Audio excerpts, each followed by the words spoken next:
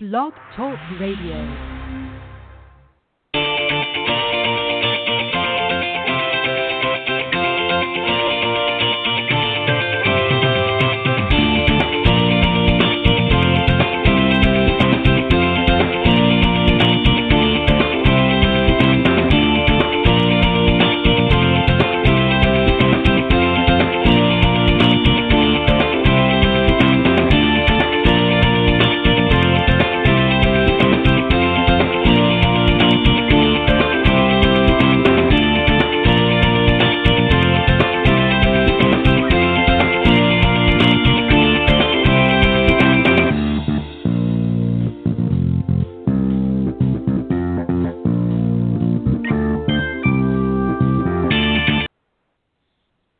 All right, good morning, everybody, and welcome to the Women of Golf Show. I'm Ted Odorico, and normally right alongside is my co-host, LPGA professional and Legends Tour player, Cindy Miller. Unfortunately, she's going to be off again this week, so as usual, I will hold down the fort and handle the interviews this morning. But I want to welcome you all to the show this morning, and thank you for joining us live here on the blogtalkradio.com network.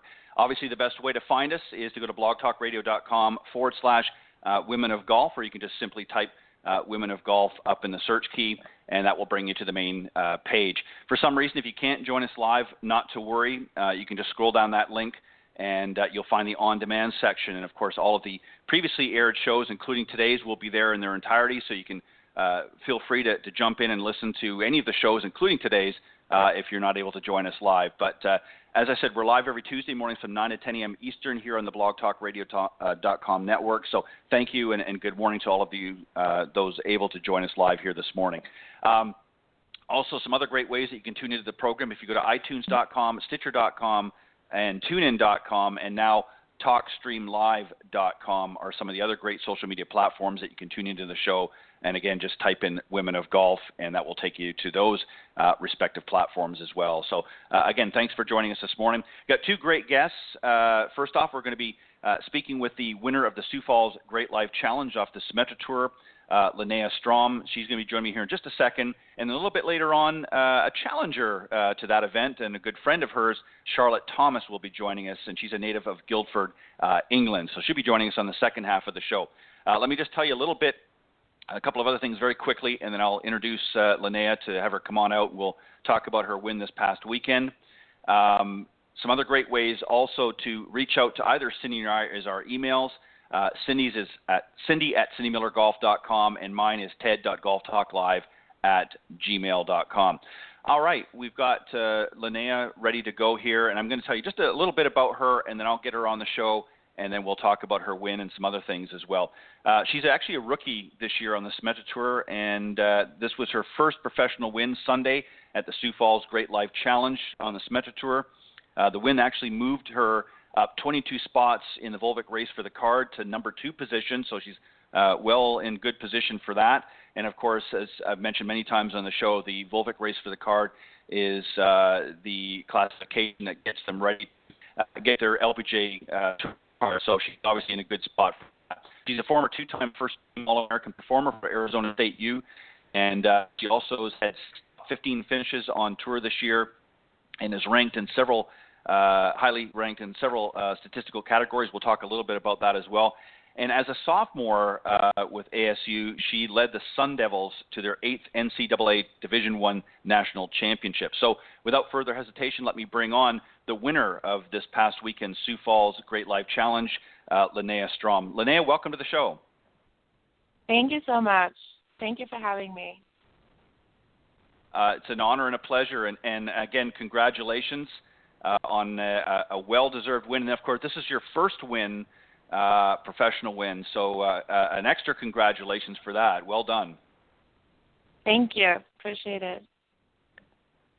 You're very, very welcome. All right, I want to just talk a little bit about, obviously, the final round.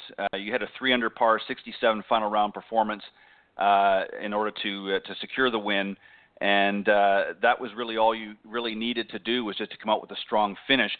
But I also noted, reading some of the press releases, that you had a little bit of a struggle on 18. Tell us a little bit about that and what went through your mind from start to finish on hole number 18 to finish the round. Okay. Yeah, so going into the final round, I kind of knew that I had to play good. You know, I had a lot of players coming behind me, and I don't know exactly how many, but there were a lot of players within 3 shots of the lead. So I kind of had my mind set on going low on the final day. And then started off pretty good on the front 9, got an eagle on number 7, and then I birdied number 8.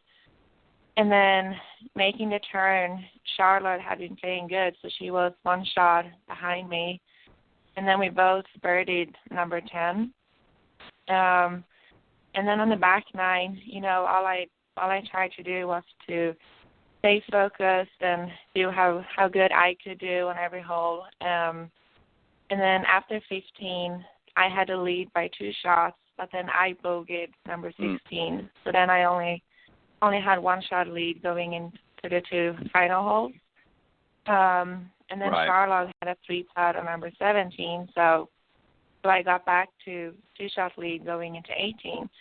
And at that time, or kind of after 15, 16, I knew that it was between Charlotte and I, because I could see the leaderboard on hole number 16. And then, you know, I don't really remember what was running through my head, but 18 it's kind of a tough tee shot, and I had been struggling a little earlier in the week as well on that hole. So I was just, you know, I just wanted to get it out there in the fairway and play it safe.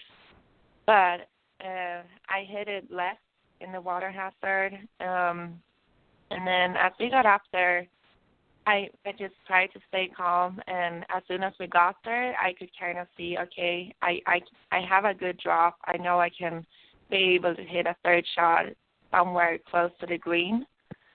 And then I was thinking that, okay, I have to think that Charlotte is going to make a birdie, so in order to force a playoff, I need to save a bogey. But I just tried to stay in the moment and figure out where to drop it. And then I got my yardage, and then I knew, okay, this is a perfect 8-iron for this distance. And I could see the flag I had kind of aligned, but I needed to hit it over some bushes and over the hazard.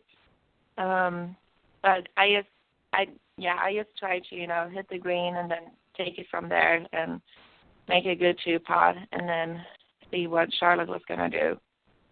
So it was an exciting finish, but thinking back at it, I think I stayed pretty calm and just, you know, tried to figure out how to get it out from there in the best way. Right. Linnea, let me ask you just to back up for just a second. You know, even though you had a little bit of a cushion coming in, it can be very easy in a situation like that because obviously you had some momentum throughout the day. I mean, you had an eagle and 4 birdies and, of course, 3 other bogeys that day, but you still managed to finish with 11 under par overall, so it was a great round. But it's very easy coming into those last few holes, especially even though you had a 2-shot cushion, it could have gone either way very quickly on number 18 with a bad tee shot. So explain to the listeners a little bit, you know, in a situation like that, because this is something that a lot of amateurs have a problem with when they have a difficult hole, the wheels of the bus sort of start falling off. Here you are in a championship, the potential to win your first championship, and right on hole number 18, you have a chance that really could have put you in a much different light. What did you say to yourself at that moment to keep yourself focused on the task at hand and not let that happen to you? Before the tee shot or after I hit the tee shot? After you hit the tee shot. So after I hit the tee shot, I was just reminding myself of that, okay, whatever happens now, I know that I have done the best that I could, because, you know, you can always hit a bad shot, and I did my best, and unfortunately I hit a bad shot on the last tee shot. But I think at that moment it's just reminding yourself of golf is golf, and it's not over until it's really over. And I think just staying in the present and, and still try to enjoy it. That's what I did on the whole last round, pretty much. I reminded myself of, okay, I'm so lucky to be here, and this was the first time I was playing in the final group going into the last day. So just that was kind of a new experience for me as a professional. And right. So, but yeah, at that, I mean, obviously I was nervous the whole day. I was more nervous than I am a normal round because there were a lot of people there watching, and I really wanted to play good and prove to myself that I can win on this tour. But yeah, so, oh no, no, that was perfect. Linnea, let me ask you something, because I noticed as well, and I saw his interview, that your dad, Johnny, was on the bag. How special was that to have him there? And did he say anything to you at that moment that sort of gave you some reassurance that, hey, you can do this?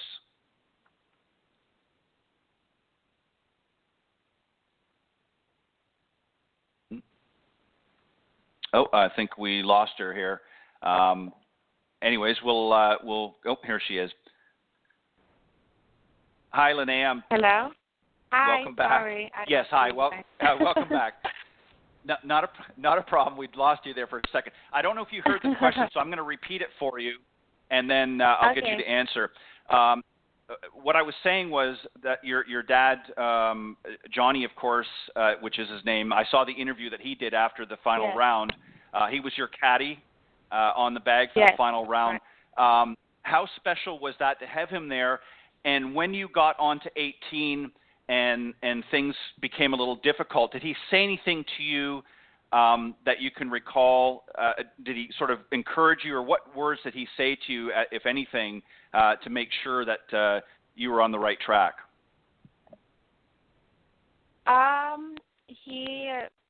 Well, my dad is he's like me, pretty calm on the course, and I think that's why it worked out pretty good this week, and especially, playing in the final round. I think it's important to have someone with me that is also calm and that can remind me to stay calm. He didn't say anything to me unless I asked him something. So I would say in that situation, I think also what he said afterwards was that he pretty much thought the same as me, like just try to stay calm, try to figure out, how to handle the best in this situation.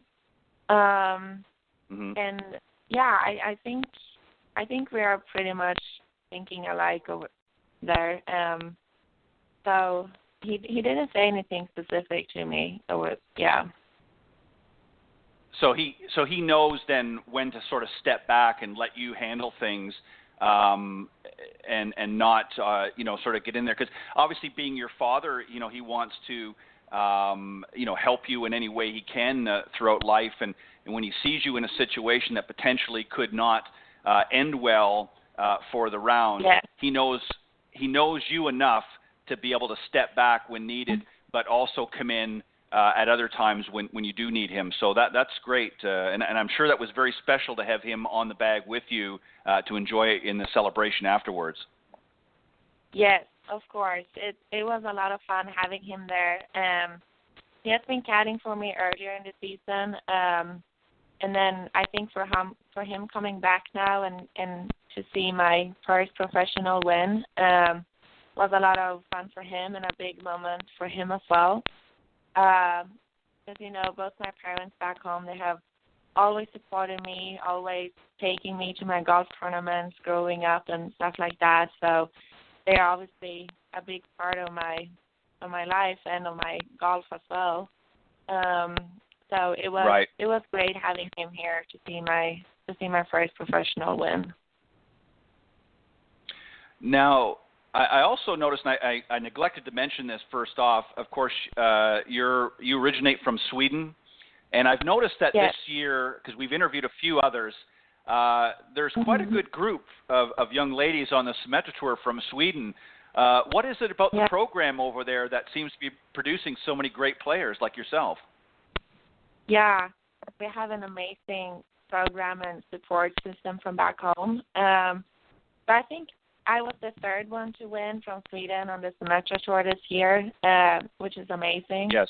And this week we actually have from the Swedish Federation, we have something called the performance team, and that includes a swing coach, and he's basically the head coach as well. And then we have a mental coach, and we had a physio with us. So they were with us this week, and they come out, I think this was the second time they come out on the Symetra Tour this year. And pretty much what they do is that they come here and they, support us. We have to ask them whatever we need help with, if we want to work out in the gym, or if we want to have a massage, or if we need to sit down and talk to the mental coach, or if we need help on the driving range, anything, and we can just ask them, and they're there for us. So they were working really hard. They were here from 6 a.m. until 7 p.m. every day last week to make sure that every one of us from Sweden got whatever we needed. So, obviously it was very fun to win as well a week when they were here supporting us. And I think what I heard is that we are pretty much the only country back home in Europe that have a support system like that, where they come out and support the professionals. But it's pretty normal to have it as an amateur, because they travel with us to the amateur tournaments. But to have that as a professional is very big and very important for us. And I've been, I know them for the past 10, 11 years. So they know me very well as well. And then outside of that, I have a private coach back home in Sweden as well. So I was actually, before Sioux Falls, I was home in Sweden for 2 weeks working with him. So I would say coming back here to America after being home for 2 weeks, I was just, in a great environment, and I had kind of like a fresh start coming from back home. So I would say that was very big for me, and I needed that in the middle of the season to just go home and see family and friends, and to be home where I grew up. It was very good. Yeah, and sometimes you just need to sort of recharge the batteries a little bit. I mean, you've been playing quite a bit this season, and sometimes you just need a little bit of a break. One of the interesting things, that you said about having that great support system, and really you are right, being one of the only ones, if not very few, countries from Europe that actually has that kind of support system. And I think the Swedish Federation is a great organization, and the fact that they're coming over and supporting really their team of elite players over here is great, because it's not easy. You're traveling a long distance from home. A lot of times, you're over here by yourself. Sometimes family can't always come with you. So it's kind of nice to have that sort of your second family, if you will, of supporters that sort of help tie you back home. So I think that's a great thing. And I know that we interviewed, I believe it was Jenny Hagelin, that is also a teammate as well. And she was on here, and she said the very same thing, as well as some of the others. So it is a great support system to have, and I think this has obviously helped you this past weekend, having a little bit of time to refresh yourself back home with family and friends, but also to have that support system when you come back over. So that's fantastic. I mentioned that you've got some great statistics, and I'm going to read a few of them out, and then I want you to maybe talk a little bit about that. Some of the statistical categories that you're excelling in, of course, you're fourth in overall driving distance with an average of 282.3. Subpar holes, you're third with 171. Birdies, you're in second with 167. And scoring average overall 15th with 71.0. So you've got some great stats there. Do you pay attention to the stats? Some players do and some players don't. Do you really focus on that and say, okay, I need to get this area of my game up a little bit to get those stats up, or do you not really pay much attention to it at all? I pay a little attention to it, but not that much. I always do my stats for for my coach back home, and then but we look at mostly it's called shots gained. So in order to how many shots gained it's more like how close you were to the pin and how many putts you make from a certain distance to kind of see, do I need to hit it closer to the pin or do I need to work on my putting? So pretty much how I use my stats is that I look at where I lack. So kind of this season, it's been my putting that I needed to improve. Like my long game is normally basically pretty steady. So I felt that what I need to improve in order to, get more top positions is putting and a little bit of the short game. But at the stats, and then what I have seen also is that I've been high on the birdies.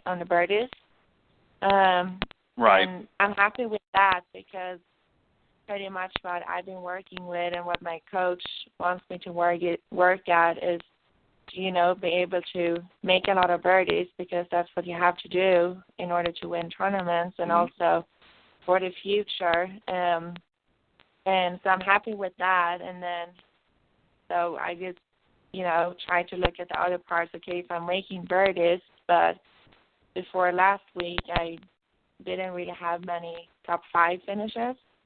So I was asking myself, what do I need to do? Because I know I make the birdies. I just need to minimize, the bogeys and sometimes doubles. So yeah, that's pretty much how I use stats to see what I can improve. Right. I think that's good. I think it's important to be aware of them, but not get caught up in them. I think that's, I noticed a lot of players in the past, some of them get a little bit too caught up in the stats, and then they're not really focusing on their game at all. They're more concerned about the statistics in it. And certainly, again, I think that's something that you need to work with your coach and have he or she talk to you a little bit about it, but not get so absorbed in it.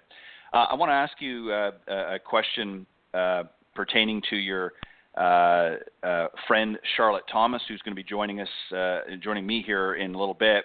Yeah. You guys have obviously had some opportunities to battle it out when you were both back in college. You with Arizona State and her with the University of Washington. So she was obviously the runner-up in this tournament, and you obviously were able to see kind of how she was doing from the leaderboards. Does it help to know the player from your perspective when you're sort of down to the last couple of players in the last few holes? Does it help to know what their game is about? Does it affect how you play from that point on, knowing who you're kind of battling it out with? And were you like that when you both were in college? Did you kind of get to know one another's game a little bit? Yeah, a little bit.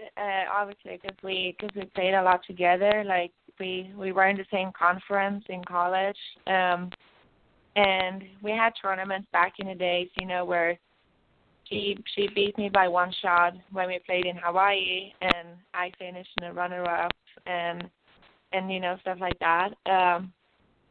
So going in yesterday, I was happy that I got paired with her in the final round because she's a really sweet girl, and I know that she's happy for me, and I would be extremely happy for her if she got the win as well. I kind of felt the whole round. I knew that, okay, Charlotte is a great player. I know that she's going to keep hunting me the whole round, so I have to do the same. Right. And that's pretty much what we did. The back nine, I kind of felt that it was match play because we made birdie, and then, you know, I got one shot, and then she made a long birdie putt on hole number 14, and then I birdied 15, and it kind of went back and forth. Right. So, I mean, that's what's so much fun about golf, because one day it's my day, and the other day she's going to get it. So, yeah, and I think it helped me a little bit the last day that I played with her, because she got me in great focus, because just that I knew that she's playing great and she had a birdie streak in the middle of the round, and I just kept reminding myself of that I have to do the same, because otherwise she's gonna come and get me. So it was a lot of fun. It's always fun to play with Charlotte, and yeah, she's a great player, and she had her mom on the bag as well, so it was fun that she had a family member there too. Yes. Yeah, that's great. Now I mentioned Linnea. Yeah, I mentioned Linnea that this sort of catapults you up 22 spots in the Volvic race for the card. Obviously, you're as all of the Symetra Tour players are working towards getting on the LPGA Tour full time. This puts you to number 2, so you're well within striking distance. How has this win now? This is your first professional win. How does this now help you moving forward for the remainder of the season? I think there's 5 or 6 events left in the season. Is this going to give you a sort of a rejuvenation, if you will, and a sense of confidence that maybe you didn't have earlier on in the season, now that you've got that win? I think I will, just because I proved to myself that I can actually win on this tour. I think that I'm going to have a little bit more confidence going into the last tournaments. But at the same time, I'm just going to keep doing what I've been doing this whole year, you know, continue to work on my things and don't care about what anyone else is doing, and do what I can do. And obviously this win feels pretty good right now and got moved up in the rankings. But at the same time, I know that we have 5 pretty big tournaments left. But I know that I need to continue to play well in order to make sure that I finish in the top 10. So I'm obviously I notice the rankings and all of that, but at the end when I'm on the golf course, I'm gonna go out and play golf and do as good as I can do. Yeah, and I think that's some great advice as well for our amateurs that are listening. If you want to play your best golf, don't focus on the score so much. Focus on what you need to do to get the job done, and the score will sort of take care of itself. Well, Linnea, congratulations. I'm very happy for you. I know it's exciting to have that first win, and I know that the momentum will carry you through the rest of the season, and I have no doubt that you'll be on the LPGA Tour next year and battling it out with some of the best players in the world. What are you going to do what have you done, or what are you going to do to celebrate this win? So we actually drove right away. We started on Sunday, my dad and I, to Kansas. So now we are playing in Grand City for this week's tournament. And then last night I went out for dinner with one of my close friends on tour, Emily Pensela, and her mom and my dad. So we went out for a nice dinner, and yeah. So now I'm just gonna, focus on the week I have ahead of me, and I'm gonna head out to the golf course soon and get a practice round in and see what this course is about. And see what you can do for this week. Now, did they, since you had that nice big winner's check, did they make you pay for dinner last night? They didn't make me, but I did anyway. Yeah. Good girl. Well, Linnea, thank you very much for joining me this morning on the Women of Golf. It's been a pleasure and an honor, and congratulations again on your win for the Sioux Falls Great Life Challenge, win number 1. And I know there'll be many, many more wins in the wheelhouse for you. And good luck this weekend in the event. Thank you so much. Thank you for having me. All right, it's a pleasure. Take care and have a great tournament this weekend. Thank you. Bye-bye. All right. Bye-bye. All right. That was Linnea Strom, the winner of this past weekend Sioux Falls Great Life Challenge. Of course, a Symetra Tour event, just a few left, and then they'll be wrapping up the season with the Tours Championship down in Florida. And they're all battling very ferociously to get their positions. Of course, the top 10 in the Volvic race for the card automatically get their LPGA membership for 2019. So, as I mentioned, Linnea is currently at number 2 position with 5 tournaments left, and this weekend she's playing at another tournament. So we wish her luck as well. Let me just a quick reminder, of course, about the show. We are live every Tuesday mornings from 9 to 10 a.m. Eastern here in the blogtalkradio.com network. And if you want to tune in, just go to blogtalkradio.com/Women of Golf, or just type Women of Golf up in the search key. You can also catch us on TuneIn, iTunes.com, Stitcher.com, TuneIn.com, and now TalkStreamLive.com. Just type in Women of Golf in the search key, and you can listen on any of those social media platforms as well. As I mentioned, I got another great player coming on the show, Charlotte Thomas. She's in her second year on the Symetra Tour, and finished with a career-best solo second result on Sunday in the tournament. She was a member of the University of Washington's 2016 National Championship team and has 6 top 10 finishes on tour this year. She moved to number 4 position in the Volvic race for the card, and she also finished her UW career as the all-time leader in top 10 finishes with 25. Holds the mark for rounds played at 147, so also a very accomplished player, and she battled it out this past weekend against, of course, Linnea Strom, who was the ultimate winner of the Great Life Challenge. We're going to talk to her a little bit about her game, and we're going to talk to a little bit about the winner of the tournament this weekend, who is also a friend of hers. So let me bring on and welcome Charlotte Thomas to the show. Hi. Good morning, Charlotte, and welcome to the Women of Golf. Hi, how are you doing? Thank you so much. I'm good. How are you? I'm doing very, very well. Let me first, one thing I forgot to mention, Charlotte is also a native of Guildford, England, so she's also over here from Europe, another European player on the Symetra Tour. Charlotte, again, welcome to the show, and my name is Ted, Thank you so much the principal host here. Not a problem. Glad to have you. All right, so I just talked to Linnea, who, of course, won the tournament this past weekend, and, of course, you were paired with her in the final round. But I want to talk a little bit about your game and a little bit about your career, and then I want to ask you a question I asked her because, obviously, you guys played against one another in collegiate golf, so we'll talk a little bit about that. So, as I mentioned, this is your second year on the Symetra Tour, and you came away, of course, with a solo second on the and you battled against your college rival. How did the round go for you? I understand you had a streak of birdies throughout the round, and was there ever a point that you thought, okay, I've got to really step it out here if I'm going to, because she had a 2-shot lead at one point and finished off. Yeah. Did you say to yourself, I've got to really step my game up if I'm going to either get into a playoff or ultimately win the tournament? Yeah, 100%. I think I knew that going into the round, being 2 shots back to start with. And Linnea is an unbelievable player, and I knew that going in. So I knew I'd have to have a really solid round in order to try and catch her. But my kind of goal was just to put some pressure on and make some birdies and, just see what happened. And that's what I did. But it wasn't enough at the end, unfortunately. But it was a super, super fun round. So she's fun to play with. Yeah, she said the same about you as well.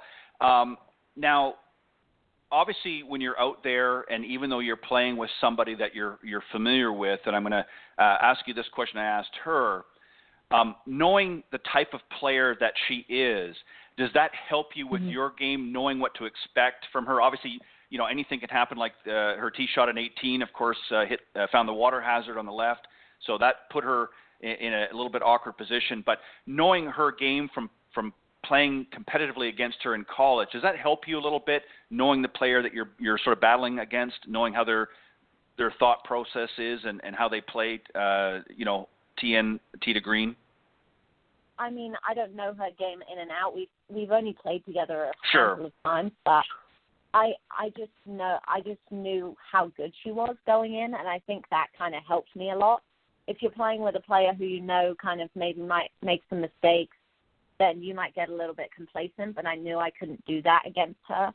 And even when I put the pressure on, like I made 4 birdies in a row, and she hold a really good putt for birdie and a really good putt for par on like the 13th hole or something.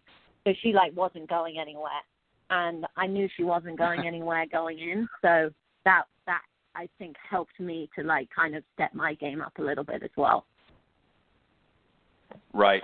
And what areas of your game do you think are the strongest, and what areas do you know that, I mean, there's always an area that we've got to, continue to work on, but what areas are your strongest parts of your game, and what areas do you know that you have to really hone in on week in, week out in order to bring them up?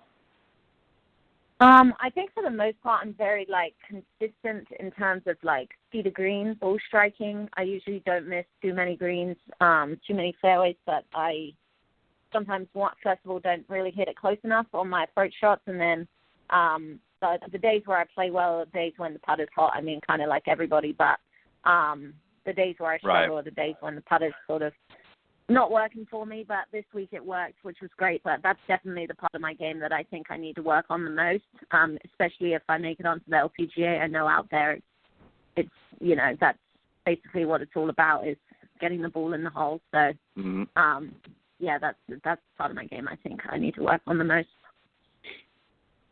Yeah, I think that's a pretty consistent theme with most of the players that I've interviewed here on the show. Is if the putter's hot, then it's going to be a good round. If the putter's not so hot, then anything can sort of go. As I mentioned, you were on the University of Washington's 2016 National Championship team. As I mentioned, you've battled against Linnea a few times in the past.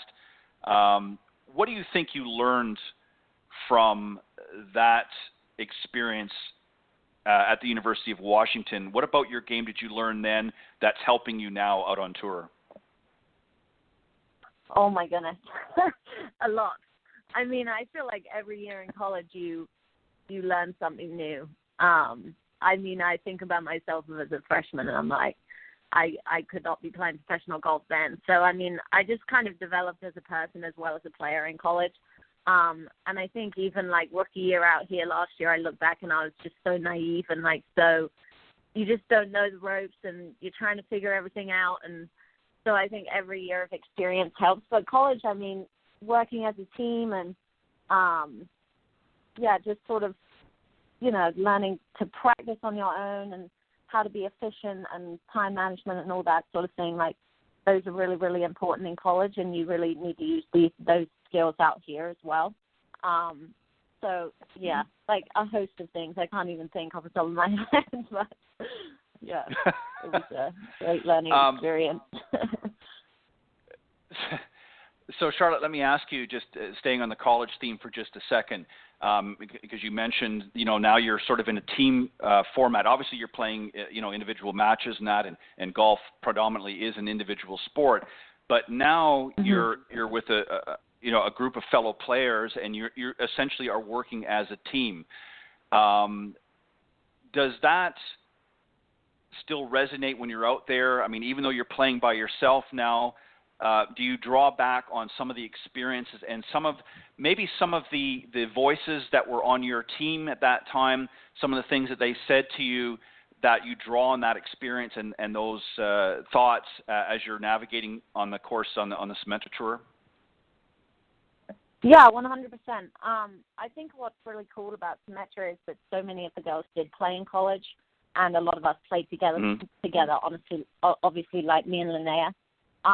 So it's cool to sort of that community then translates into professional golf, which is amazing. I don't actually have any teammates out here at the moment from Washington, but I have in the past. One of my teammates, my fellow senior, played a little bit last year, and it was cool to be out here together. And even though, you've played 4 years on the team together, and you're rooting for each other because it's really good for the team, then you come out here and you're still rooting for each other, which is really cool.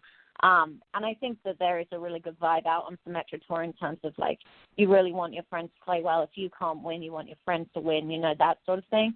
So it's, it's an amazing community, and I think college golf sort of helps to foster that community because most players have been through that experience. So, it makes it a lot of fun, and we all travel together and stuff, which, it's awesome. Yeah, I know we've talked to a number of different players. Of course, we interview every week, usually the winners of the event and other top Symetra players like yourself on the show here. And that's pretty much a resounding theme, if you will, is just sort of the family sort of feeling that you all have. Obviously you're competing against one another, but at the same time, you're developing and forging friendships out there that certainly will last a lifetime. And speaking of family, Linnea mentioned that, of course, her father was on the bag Sunday, and your mother was on the bag for you. How special was that for you? And is it harder sometimes to have somebody like your mother on the bag as opposed to a stranger? Does sort of the family dynamics come in? And what I mean by that is obviously at moments maybe when you're struggling on the course, does mom want to sort of jump in, or does she know when to step back? No, I would have my mom every day of every week if I could. We get along great on the golf course. She does not step in. Sometimes when I get a little angry, she gives me a couple of stern words, but other than that, we have a great dynamic. It's so much fun. She's sort of just, we were talking about it actually the other day, and I was like, I feel like I talk to you a lot more than like I used to on the golf course. And she was like, let's be honest, Charlotte, you're just talking at me, and I agree with everything you say.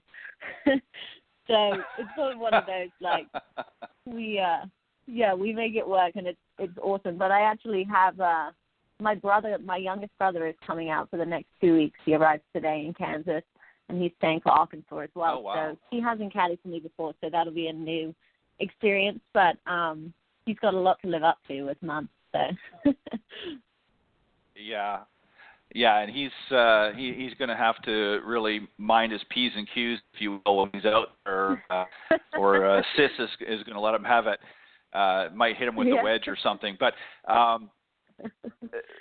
obviously that's a great thing. And as I was saying to Linnea, she was talking about the Swedish Foundation, coming over here and really supporting a lot of the Swedish players. So, when family's not here, it's kind of, it's nice to have that support system. What do you do? Obviously, you've made some friends along the way on tour and that, but is it hard sometimes for you traveling, throughout the United States when you maybe don't have immediate family close by? Is it difficult sometimes to just sort of, have to deal with the day-to-day things? Yeah, I think to a certain degree, but I'm also very lucky in that my mom and dad do come to quite a few events. My mom especially has been able to come to probably 50% of the events this year. So I actually see my mom and dad live in Connecticut now. They have for 3 years. So I go there for the off weeks, and I actually see a lot more of them than I did when I was playing in college. So that's really nice for me, but I obviously miss my brothers a lot. They live in Australia, so that's a bit too far of a commute to come and watch every now and then. But but they were here. They were in America a couple of weeks ago for a holiday, and so I got to see them then during one of my off weeks. So I see them enough, and but yeah, it's nice to be able to have mom and dad on the bag and on tour with me a little bit. So that's cool. Now, what do they say to you? Because obviously, you're an accomplished player and are well able to do the things at hand. But what do they say to you, if anything, before you go out and play? What words of encouragement do they offer you? Obviously, they're very supportive, but do they tend to give you any sort of advice when you're out there playing and around? Does your mom, for instance, in this past weekend when she was on the bag, did she say to you before you started the round, okay, Charlotte, this is what you need to remember to focus on, or again, does she sort of just step back and let you hold the reins? Yeah, I'd say they step back a little bit more. Like, I think they know that I know what I need to do. and Mm-hmm. they don't really have a background in golf. Like my whole family picked it up at the same time.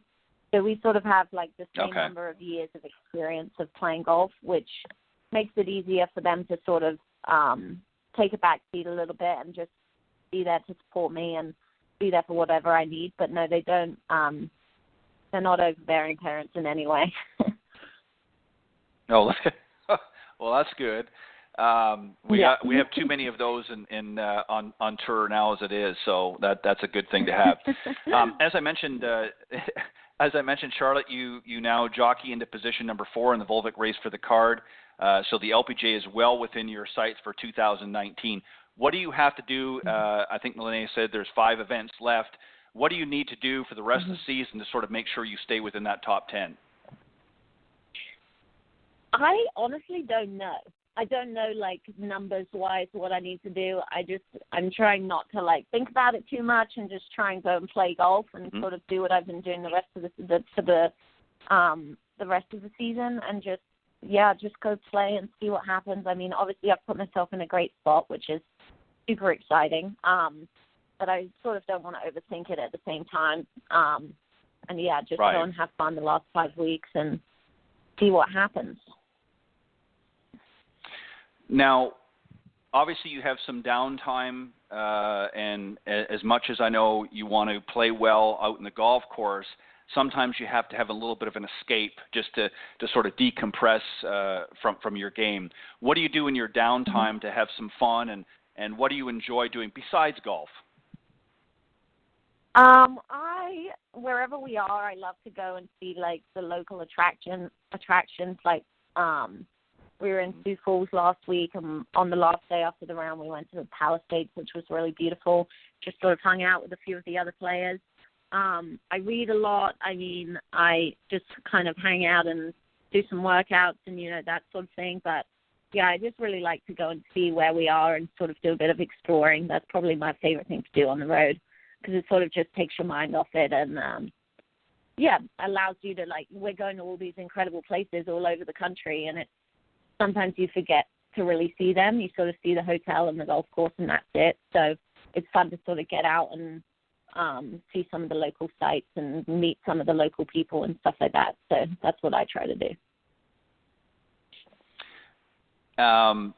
If, Charlotte, for some reason, if you hadn't been bitten by the golf bug, and weren't out playing golf, what do you think you'd be doing? What would you like to do if you weren't playing golf? If professional golf was not in your wheelhouse, what else would you like to be doing? I would. Oh goodness, that's a hard question. I think I would love to be in sports in some form.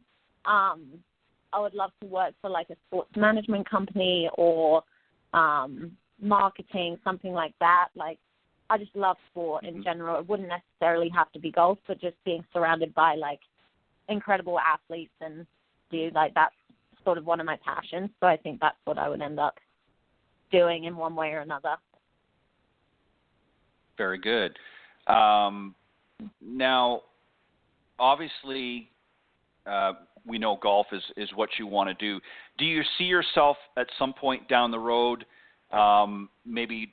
And I know not all players do this, but do you see yourself maybe getting into a teaching capacity some years down the road? Would you like to do that as well, or you would just playing is what you want to do, and when that sort of comes to a finality, you'll find something else to do, or what do you think the future is going to hold for Charlotte? I think if I'm not playing, I would find it really hard to teach, but at the same time would love to give back to the game in a way, and I think teaching is a really, really good way to do that. But I think it wouldn't be like a long-term career option for me, but it sort of could be something I did on the side, and then I'll find other ways to also give back to the game. I mean, I'm honestly, like, we do junior clinics out here and stuff, and I've just about figured out my own golf swing, but if somebody else has a half-decent golf swing, I'm like, I don't know what to tell you. So I'm not very good at it. People think, like, if you're that good at golf, you must be good at teaching, but that's not something that, it's not a talent that has graced me, but maybe I could be. I don't know, but we'll see. Well, let me put that notion to rest for you. It works both ways. Not always. I mean, some of the best golf teachers in the world are not necessarily would make the best players, and vice versa. So that's certainly understandable. Obviously, you do. Yeah. Obviously, you do get a chance to pro-ams and that, and I'm sure you are presented with an opportunity to help people. But if you were an outsider looking at your own game, and you were assessing your own game, how would you assess it? Oh my goodness.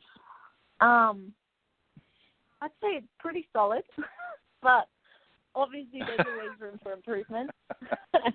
I don't know. I don't know what other people think of me. That's quite a scary thing to think about. But yeah, I don't know. I really don't know the answer to that question. No easy questions here on the Women of Golf, Charlotte. We're full of tough questions. So no, that was fun. We don't let you off easy here. The reason why I asked that is, a lot of times, when we sort of look at ourselves, we always certainly want to wish the best and things like that. Sometimes it's very difficult to sort of put that critical eye on, or sometimes too much.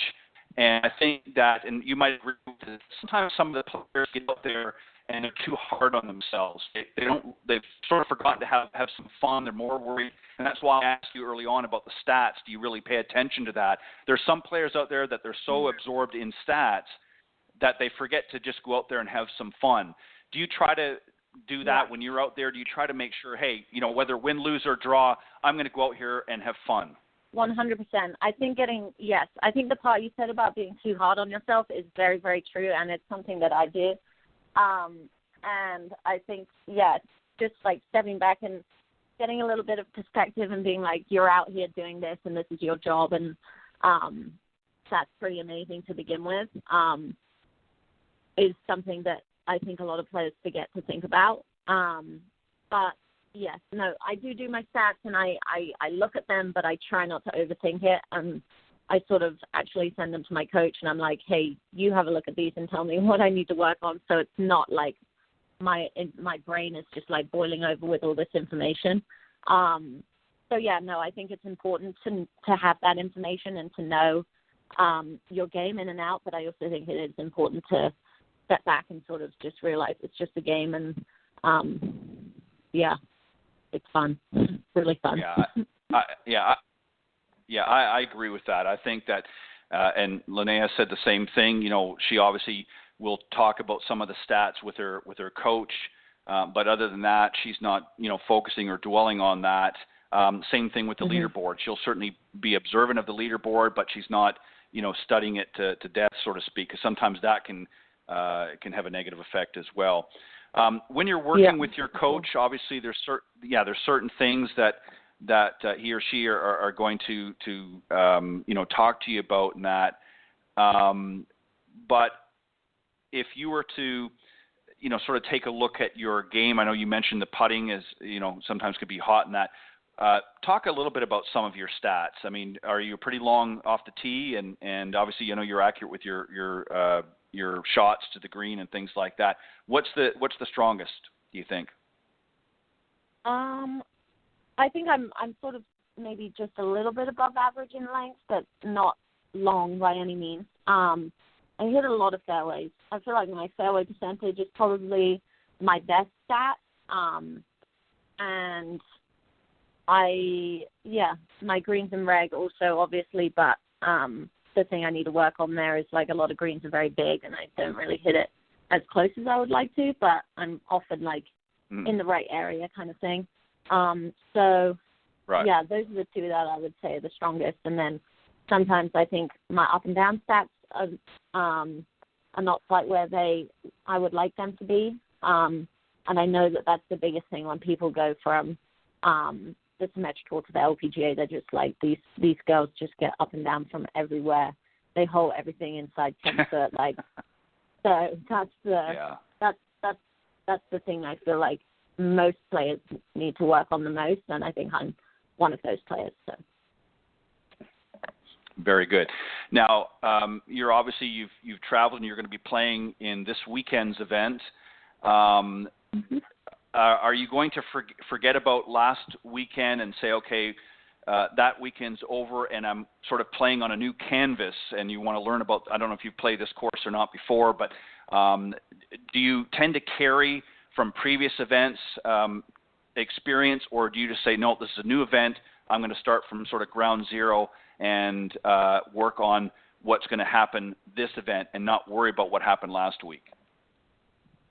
Yeah, 100%. I just try to just start. It's a new week, and it's nice to sort of carry some confidence from last week, I think, is the only thing that I would try and do. Right. But other than that, yeah, it's a completely new week, and everybody else starting from square one, so you have to as well. I mean, I played this event last year, and the course is great. So, I mean, I'm going to go do a practice round this morning and have a look and see how it is. But, yeah, no, definitely starting blank canvas and hopefully get the win this week instead of second. That's right. Maybe you'll swap it around and be in the winner's circle this week. Well, Charlotte, I want to thank you very much for joining me this morning on the Women of Golf Show. It's been very interesting and an honor and a pleasure having you here. And I want to wish you well, not only in this weekend's event, but for the rest of the season. And I have no doubt if you keep playing as strong as you have been this season that you'll be on the LPGA Tour next year. Thank you. Thank you so much for having me on. That's really great. All right. You're welcome. All right, Charlotte. Have a good one. Bye-bye. You too. Thank you. All right. That was my other very special guest, Charlotte Thomas, native of Guildford, England, who's going to be playing in this weekend's event. And, of course, she was the runner-up in last week's event against her good friend, Linnea Strom, who ultimately went on to win the Sioux Falls Great Life Challenge on the Symetra Tour, and ready to battle it out again this week, as she just mentioned. As I mentioned in the first part of the show, of course, Cindy, obviously, as you're aware, was off this week. She should be back next week, I believe, unless something comes up, but I believe she will be back next week, and we'll have hopefully the winner of this event playing this week in the Symetra Tour, and another great guest to follow. So on the note, I want to thank you for faithfully tuning in each and every week here to the Women of Golf Show. It's been an honor and a pleasure doing the programs each week. And again, just remember to follow the show. Go to blogtalkradio.com/Women of Golf, and you can actually click follow and get updates sent directly to your email address to let you know when shows are coming on and who our guests are going to be. So if you want to do that, by all means, go to the Women of Golf link there on the blogtalkradio.com network and click follow, and that will give you updates and also reminders as to when the live broadcasts are coming on. So do that. Also, remember to reach out to either Cindy or I. Our email addresses are as follows. Cindy's is cindy@cindymillergolf.com. Mine is ted.golftalklive@gmail.com. We would love to hear from you if you've got some interesting topics that you want for us to cover on the show. We'd be more than happy to take a look and invite the appropriate guest to have that discussion, or maybe Cindy and I will just discuss it, depending on what it is. So feel free to reach us out, and we always would love to hear from you. We encourage you to call into the show during the live broadcast from 9 to 10 a.m. Eastern on Tuesdays. The number to call is area code 347-945-5855. On that note, on behalf of Cindy Miller and I'm Ted Odorico, and we are the hosts of the Women of Golf Show. God bless everybody, and thank you for tuning in. I will see you next week here on the Women of Golf.